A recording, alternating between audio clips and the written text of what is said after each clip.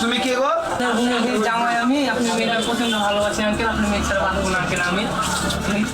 আচ্ছা আচ্ছা, তুমি উঠে ওখানে বসো, দেখছি আমি দেখছি, বসো। আগে বলো তুমি কয় নাম্বার? কিসের কয় নাম্বার? কি এ পর্যন্ত 7 জন এসেছে আমার কাছে। আমার মেয়ের সাথে তো মেসেঞ্জারে মেলা জনাই সম্পর্ক আছে। তো তুমি কয় নাম্বার? এ পর্যন্ত 7 জন এসেছে।